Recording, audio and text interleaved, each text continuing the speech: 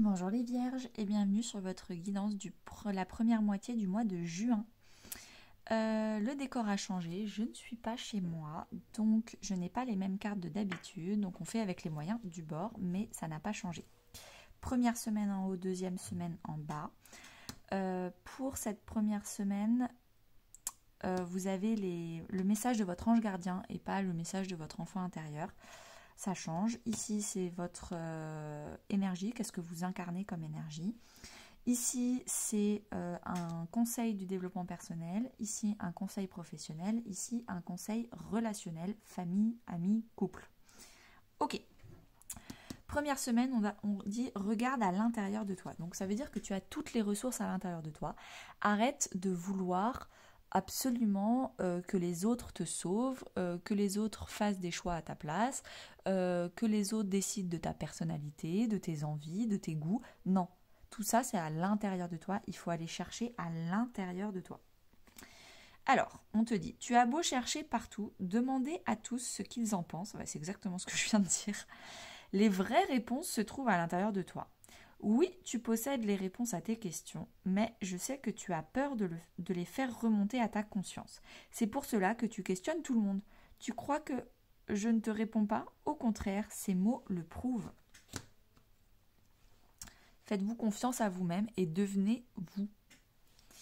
Alors, vous incarnez le 7 de bâton. Dans la version positive, le 7 de bâton, c'est vous êtes stratège, vous anticipez, vous faites un planning, vous faites en sorte que tous les risques sont couverts et que tout va bien se passer. Dans la version négative, c'est que vous faites ça mais à outrance, c'est-à-dire que vous manipulez, vous pouvez surcontrôler, beaucoup de contrôle, beaucoup de manipulation, de sous-entendus pour que ça se passe exactement comme vous voulez parce que vous ne voulez pas laisser de place à l'imprévu ou vous ne voulez pas laisser de place aux autres pour que les autres deviennent eux-mêmes. Donc n'hésitez pas à me dire si ça vous parle en positif ou en négatif dans les commentaires.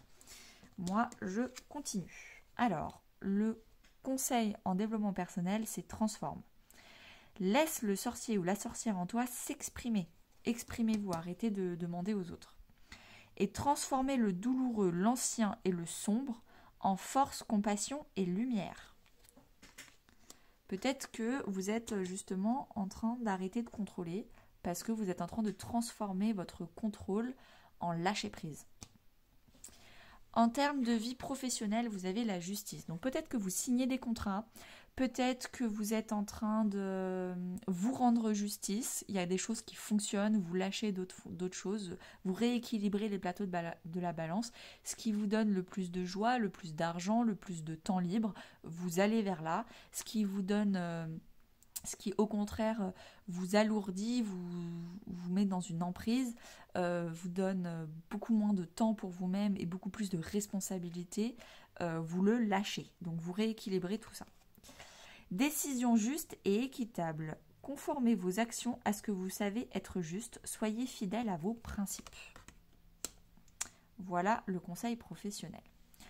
Le conseil relationnel, on a les arts.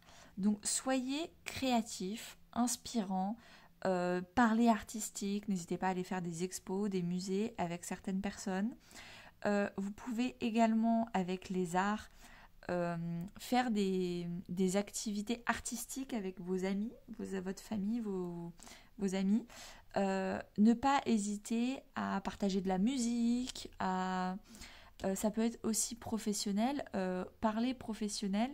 Vous parlez de votre métier, mais de façon créative, inspirant. Qu'est-ce que vous aimez bien? Qu'est-ce que vous trouvez chaleureux dans votre métier? Donc des conversations plutôt inspirantes, j'ai envie de dire, dans votre vie relationnelle. Deuxième semaine, arrête de t'apitoyer sur ton sort. Bon, je pense que là, vous êtes rempli de négatif. Il va falloir voir le positif.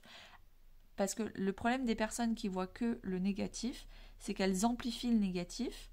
Et au bout d'un moment, elles vont finir par tout perdre. Au départ, elles avaient juste perdu un truc.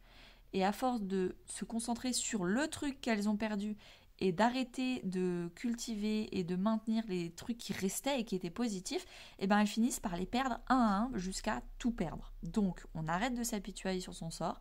Oui, vous avez peut-être perdu quelques petites choses. C'est pas grave, concentrez-vous sur ce qui reste, sur ce qui fonctionne, sur ce qui est positif avant de tout perdre. Allez, secoue-toi, tu n'es pas le premier à vivre cette situation et tu ne seras pas le dernier. Tant que tu restes là à contempler la difficulté, nous perdons un temps précieux et nous nous empêchons d'être heureux.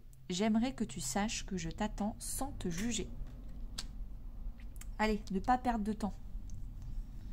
Concentrez-vous sur le positif. Vous incarnez le 9 d'épée, donc la panique qui est non expliquée, les cauchemars, vous avez peut-être des problèmes de sommeil cette semaine-là, vous avez un grand manque de confiance en vous-même, en la vie, en l'univers, en fonction de vos croyances. En tout cas, il va falloir arrêter d'avoir des scénarios catastrophes. Mais ça, les scénarios catastrophes, c'est à cause également du 7 de bâton. Si vous n'arrêtez pas de faire des scénarios pour essayer de couvrir tous les risques, c'est parce que dans votre tête, vous pensez que au risque.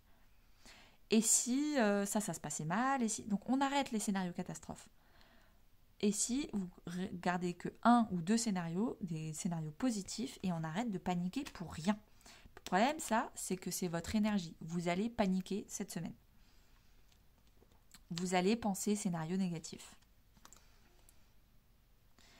En termes de vie intérieure, on vous conseille, reconnais tes blessures.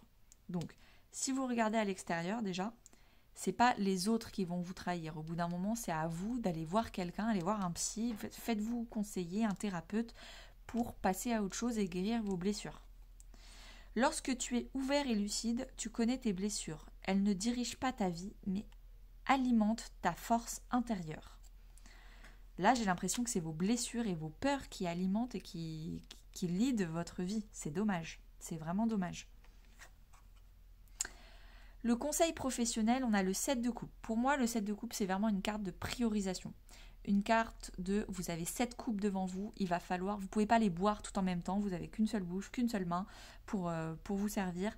Il va falloir prioriser qu'est-ce que vous servez d'abord, qu'est-ce que vous servez ensuite, qu'est-ce que vous servez après.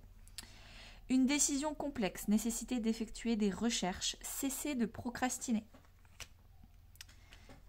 Également, quand je vois cesser de procrastiner, parfois quand on a trop de choix, on ne fait pas de choix. Et c'est dommage. Là, on vous dit ne procrastine pas parce que tu as trop de choix. Priorise. Et pour prioriser, on vous dit d'effectuer des recherches. Essaye de rechercher chacune des 7 coupes, chacune des 7 opportunités qui arrivent dans la vie professionnelle pour comprendre laquelle pourrait être intéressante au début, au milieu, à la fin. Et ça te permettra de prioriser. Mais il faut faire des recherches, il faut chercher, il faut aller sur Internet, il faut bouger, il faut faire des efforts. En termes relationnels, vous avez la progression. Donc vous avez certaines relations qui vous font progresser, qui révèlent le meilleur de vous-même. Il y a certaines relations qui progressent d'elles-mêmes. Vous devenez de plus en plus intime avec les personnes, de plus en plus proches. Il y a vraiment une complicité qui se forme et ça fait plaisir à voir. Ok, merci beaucoup les vierges, j'espère que ce tirage vous aura plu, n'hésitez pas à liker, commenter, partager pour soutenir mon travail et à bientôt.